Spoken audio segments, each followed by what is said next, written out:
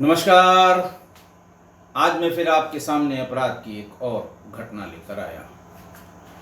आज के अपराध की घटना उत्तर प्रदेश की राजधानी लखनऊ से है। हुआ कुछ यूं कि इसी 17 जून को, यानी घटना ये हालिया है, 17 जून को शाम को कोई 7 बजे सुशांत गोल्फ सिटी थाने में प्रधानमंत्री आवास योजना के अंतर्गत बनी एक कॉलोनी में हल्ला हुआ। जोर का हल्ला हुआ कि नर्स मैडम को किसी ने मार दिया। कंट्रोल रूम पे सूचना गई। थाना प्रभारी सुशांत गोल्फ सिटी मौके पर पहुंचे और उन्होंने देखा कि एक नव यौवना की लाश जमीन पर पड़ी है, खून से लथपथ है। उसके चेहरे और सिर पर बुरी तरह वार किए गए हैं और पास में ही एक प्रेशर कुकर पड़ा हुआ है जिसमें खून के बहुत ढेर सारे धब्बे पड़े थे। प्राइमा फेसी यानी प्रथम दृष्टि में ऐसा लग रहा था जैसे आला कत्ल यानी मारने की जो मारा गया है, जो इस्तेमाल किया गया है मारने में जो औजार, वो ये प्रेशर कुकर ही है। पुलिस ने पता किया तो पता ये लगा कि लड़की यानी महिला का नाम आयुषी है, शादीशुदा है और पास में जो यहाँ का मशहूर हॉस्पिटल है मेदांता, उसमें नर्सिंग स्टाफ में है। इसीलिए उनको नर्स मैडम के नाम से पूरी कॉलोनी जानती थी। पुलिस ने पूछा इनके पति का नाम क्या है। बताया गया कि इनके पति नितिन हैं। क्या करते हैं? तो उन्होंने कहा साहब वो एक अर्बन कंपनी में अकाउंटेंट हैं और ये महिला यानी आयुषी यानी नर्स मेदांता में काम करती है। रहने वाले ये लोग सीतापुर के हैं दोनों ही, और अभी हाल में अभी जल्दी ही इस कॉलोनी में शिफ्ट हुए हैं। पुलिस ने सीसीटीवी और डॉग स्क्वाड, क्राइम ब्रांच के लोग, सारी टीमें वहाँ पर पहुँचना शुरू हो गई और पता लगाने की कोशिश की जाने लगी कि कौन इसकी हत्या में शामिल हो सकता है। पति का मोबाइल नंबर आस पड़ोस के कुछ लोगों से लेकर उसे मिलाया गया तो वो स्विच ऑफ आया। आने जाने के रास्तों की सीसीटीवी फुटेज लेके उसे खंगालने का काम पुलिस ने शुरू किया, लेकिन तभी जीआरपी से एक सूचना आई कि लखनऊ आउटर के पास एक व्यक्ति, एक आदमी बुरी तरह घायल होकर पड़ा हुआ है। जीआरपी वाले जब पास में गए तो ये देखा कि उसकी सांसें चल रही हैं, घायल है। उसे अस्पताल ले जाया गया जहां उसने अपना नाम नितिन बताया। पुलिस ने ये सूचना और ये बताया कि मैं सुशांत गोल्फ सिटी थाना क्षेत्र के फला जगह रहता हूं। पुलिस ने थाने पर फ़ोन किया और ये बताया कि नितिन नाम का एक आदमी यहाँ ट्रेन से, बता ये रहा है कि वो आत्महत्या के लिए ट्रेन के सामने कूदने गया था, लेकिन उसकी हिम्मत नहीं पड़ी। पुलिस फौरन भाग के आई क्योंकि वो खुद भी नितिन की तलाश में थी। नितिन इतनी घायल अवस्था में होने के बाद जो उसने बैग ले रखा था उसको छोड़ नहीं रहा था। जीआरपी के लोगों ने पूछा, उसने कहा इसमें मेरी पत्नी के गहने हैं, हम इसे किसी को नहीं दे सकते। खैर तब तक सुशांत गोल्फ सिटी की पुलिस पहुंच गई और पुलिस ने उससे पूछताछ की और तब उसको ये बताया कि आपको ये पता है कि आपकी पत्नी की हत्या आपके घर में हो गई है। थोड़ी देर सोचने के बाद उसने कहा कि मैंने ही मारा है और अपनी पत्नी की हत्या करने के बाद मैं इतना क्षुब्ध हो गया या मैं इतना परेशान हो गया कि मैं घर से निकला था कि मैं ट्रेन के सामने कूद कर आत्महत्या कर लूँगा, लेकिन ट्रेन के सामने कूदने की मेरी हिम्मत नहीं पड़ी। नज़दीक जाने पर उसके टक्कर से मैं गिर गया और जिससे मुझको चोट लग गई। जीआरपी ने ये बताया कि ये बात सही नहीं है, ये बीच में कहीं ट्रेन पर इसने चढ़ने की कोशिश की है, क्योंकि जहाँ ये पड़ा हुआ था वहाँ पर इंजन कतई नहीं है। इंजन के पीछे 4-5 डिब्बों के आसपास ये खड़ा हुआ है। चूँकि आउटर में ट्रेनें धीमी हो जाती हैं तो उस समय ट्रेन के सामने कूदने का कोई प्रश्न नहीं उठता। पुलिस को भी बात समझ में आ गई। पुलिस ने फिर उसको जैसे ही थोड़ा ठीक हुआ, 17 की बात थी, 19 तारीख को उसे जब वो पूछताछ करने लायक हो गया, उसे थाने पर ले आए और थाने पर लाकर उससे विधिवत पूछताछ शुरू कर दी। तब तक मृतका आयुषी की माँ पिंकी देवी और उसकी 2 छोटी बहनें भी मौके पर आ गईं। उन लोगों ने बताया कि साहब हम पहले ही इसकी एक शिकायत कर चुके हैं। शादी के बाद से ये नितिन अपनी पत्नी यानी आयुषी को बहुत परेशान करता था और 6 दिसंबर 2023 को इसने उसको बहुत मारा पीटा था और थाने पर इस आशय की एक रिपोर्ट भी हमने, एक दरखास्त भी हमने दी थी 2 दिसंबर को। उसकी मां ने बताया कि 8 मई 2023 को हम लोगों ने अपनी बेटी आयुषी की शादी अरेंज मैरिज बहुत धूमधाम से की थी। आयुषी के पिता अनंत प्रकाश मिश्रा जी का 3 साल पहले इंतकाल हो गया था, उनका देहांत हो गया था। लेकिन माँ पिंकी देवी ने अपने बच्चों को पढ़ाने में या जो उनकी प्रोग्रेस में जरा सा भी कोई रुकावट नहीं होने दी। जो जितना पढ़ रहा था या पढ़ना चाह रहा था उसके लिए उन्होंने पैसों का इंतज़ाम किया। शादी भी शहर के सबसे बड़े लॉन में धूमधाम से की थी और लड़के वालों ने जो कुछ मांगा था वो उन्होंने दिया भी था। बल्कि हाथ से लिखकर उन्होंने थाने को ये सूचना भी दी कि देखिए इतना सामान मैंने शादी में दिया था। लेकिन शादी के 1 हफ्ते बाद ही ससुराल वालों की तरफ से कुछ और डिमांड्स आने लगी।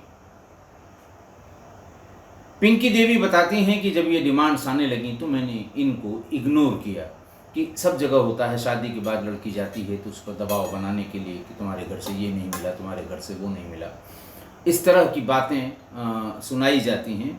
थोड़े दिन में सब शांत हो जाएगा।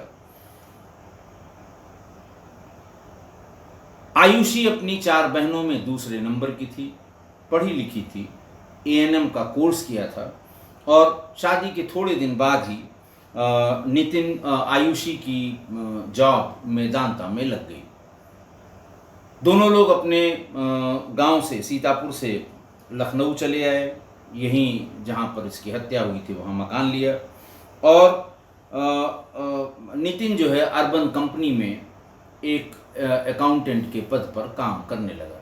काम भर को दोनों लोगों को अपनी अपनी तनख्वाह पर्याप्त मिलती थी। पिंकी देवी ने बताया कि लेकिन नितिन हमेशा ये कहता था कि अपनी तनख्वाह हमको दे दो पूरी की पूरी, फिर घर के जो कंबाइंड खर्चे हैं उसका हिसाब लगाया जाएगा, क्योंकि तुम अलग खर्च करती हो, हम अलग खर्च करते हैं, खर्च का पता नहीं लगता। आयुषी ने मना कर दिया।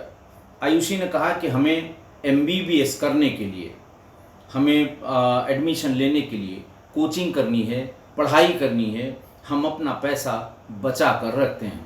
तुम चाहो तो मेरा अकाउंट नंबर ले लो या मेरी पासबुक ले लो और मैं तुम्हें बता दूं कि मैं हर महीने कितना पैसा अपने फ्यूचर के लिए बचाती हूँ। लेकिन वो इस बात से संतुष्ट नहीं हुआ। वो बार बार जिद करता रहा कि या तो अपनी पूरी तनख्वाह दे दो या फिर घर से पैसे लाकर हमें दो, ताकि हम महीने का पूरा खर्चा और बाकी खर्चे आराम से कर सकें। आयुषी बातचीत में कहती रही कि दोनों लोगों को इतनी तनख्वाह मिलती है कि हम दोनों लोग अपना गुजारा आराम से कर सकते हैं। लेकिन रोज इसी बात को लेकर तर्क वितर्क होता रहा और शादी के 6 महीने बाद ही 2 दिसंबर को नितिन ने पैसों के लिए आयुषी की पिटाई कर दी। पिटाई ही नहीं, बहुत बुरी तरह से मारा। माँ पिंकी भाग कर लखनऊ आई। उसने पुलिस को इस मारपीट की सूचना दी। पुलिस ने इसे बुलवाया, लेकिन वहीं नितिन ने अपनी पत्नी, अपनी ससुर और थानाध्यक्ष तीनों से माफ़ी मांग ली। लिख के भी माफ़ी मांगी कि मुझसे ये गलती दोबारा नहीं होगी। अगर ऐसी गलती दोबारा मैं करता हूं तो मेरे विरुद्ध जो कार्रवाई पुलिस चाहे कर सकती है। कुछ दिन तक तो बिल्कुल ठीक रहा, लेकिन उसके बाद फिर वही प्रताड़ना का क्रम 2 महीने से लगातार जारी रहा।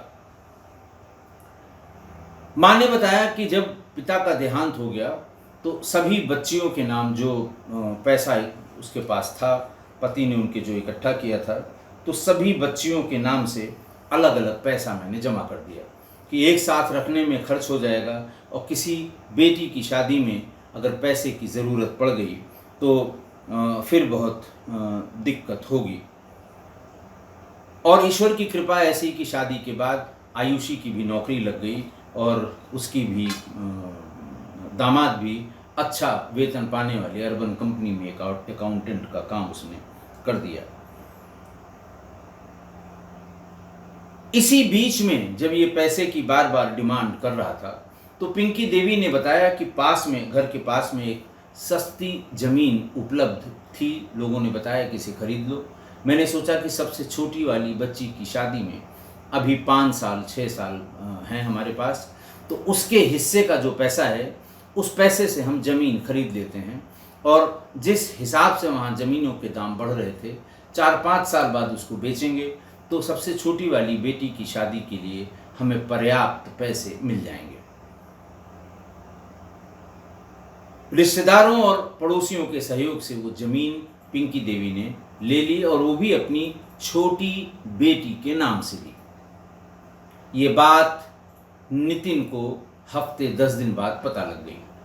उसने फिर इसको पीटना शुरू किया कि हम पैसे मांग रहे हैं तो पैसे नहीं हैं, और साली के लिए ज़मीन खरीद दी हमारी सास ने। अब ये बिल्कुल बर्दाश्त के बाहर हो रहा है। इसी बातचीत में रोज रोज के ताने सुनते हुए, इसी बातचीत में एक दिन ऑफिस से लौटकर 6:30 बजे, शाम को 6:30-7 बजे उसने अपनी पत्नी को पहले धक्का देकर गिरा दिया। चाय बनाने की बात पर कुछ विवाद हुआ, किचन में उसे धक्का देके गिरा दिया, और फिर हाथ में उसके कुकर आ गया। उस कुकर से सिर पे कम से कम 50 प्रहार उसने किए होंगे नितिन ने, और इसी प्रहार में उस आयुषी की जान चली गई। इसके बाद भी वो रुका नहीं। उसने एक एक करके सारी जगहें जहाँ पर पैसा या गहना आयुषी रखती थी वो सब ढूंढा। ढूंढने के बाद उसके सारे गहने और नगद पैसा जो कुछ था वो समेट कर एक पोटली बनाकर अपने बैग में रख लिया, और वहाँ से फिर प्रस्थान कर गया। वहाँ से उसके दिमाग में था कि अगर स्टेशन से होकर जाएंगे तो पुलिस सीसीटीवी से ट्रैक कर लेगी, इसलिए आउटर पे जहाँ गाड़ियाँ धीमी होती हैं वहाँ गाड़ी के धीमे होते ही चढ़ जाएंगे, और फिर आगे किसी मुफीद जगह पे उतर के फिर रास्ता बदल लेंगे। तब तक समय लगेगा, मुकदमा लिखा ही जाएगा, और फिर हम तब तक अपने बचाव का रास्ता ढूंढ लेंगे। वो वहाँ गया भी, और एक धीमी आउटर पर एक धीमी होती हुई गाड़ी में चढ़ने की, चलती गाड़ी में चढ़ने की कोशिश की, लेकिन वो गाड़ी इतनी भी धीमी नहीं थी। हाथ फिसला और वो नीचे आ गया, जिससे उसे काफ़ी चोट लग गई। थोड़ी देर के लिए बेहोश हुआ, तो फिर आरपीएफ और जीआरपी के लोगों ने देखा। तब तक वो होश में आया, नाम पता पूछा, और थाना सुशांत गोल्फ सिटी को सूचना दे दी गई।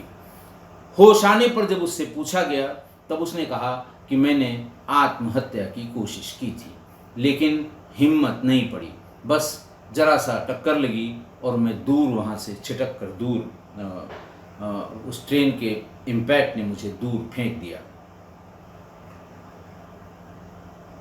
शुरू में पुलिस भी इसी थ्योरी पर काम करती रही, कि मारने के बाद उसने खुद आत्महत्या करने का प्रयास किया होगा। लेकिन फिर जीआरपी ने गाड़ियों के धीमे होने का क्रम, उनको पता है कहाँ से धीमी होती है, कहाँ तक पहुँचती है, अगर खड़ी होती है तो उसका इंजन कहाँ होता है, गार्ड का डिब्बा कहाँ होता है, और ये लड़का कहाँ पर पड़ा हुआ मिला था।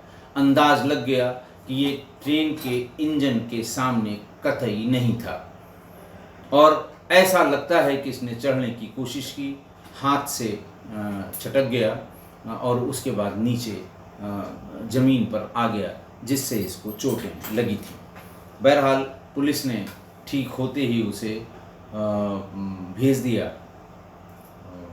जेल पूछताछ करने के बाद जेल भेज दिया। आयुषी के घर वालों का, खासकर उसकी माँ पिंकी देवी और उसकी बहन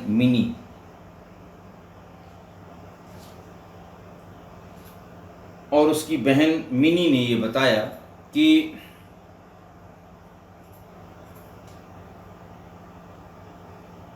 उसकी बहन की प्रताड़ना में उसके ससुर और परिवार के दूसरे लोग भी शामिल थे। वो सारी बातें बताया करती थी और उसके ससुर और बाकी लोगों को उस एफआईआर में सह आरोपी बनाया गया, लेकिन वो सभी अभी तक फ्री घूम रहे हैं। उनमें से किसी के विरुद्ध पुलिस ने कोई कार्रवाई नहीं की है। ये आरोप है आयुषी के घर वालों का। आज की घटना देखिए, माँ बाप, अच्छा परिवार, अच्छा घर, अच्छा लड़का देख के शादी करते हैं, लेकिन घर वालों की मानसिकता या उस लड़के की मानसिकता क्या होगी, इसको नापने का कोई मीटर, कोई इक्विपमेंट नहीं है। थर्मामीटर जैसी कोई बात नहीं है कि आप ये नाप सकें कि ये अच्छी मानसिकता के लोग हैं या बहुत ही घटिया और सस्ती मानसिकता के लोग हैं। ऐसा गेस करने का या नापने का कोई भी यंत्र नहीं है। अब देखिए, इसी मामले में बहुत छोटी छोटी बातें, जैसे वो सुबह जब भी पत्नी को मैदानता छोड़ने जाता था तो रास्ते में पड़ने वाले पेट्रोल पंप पर वो स्कूटी अपनी खड़ी कर देता था कि तेल खत्म हो गया या कम है, तेल भराओ।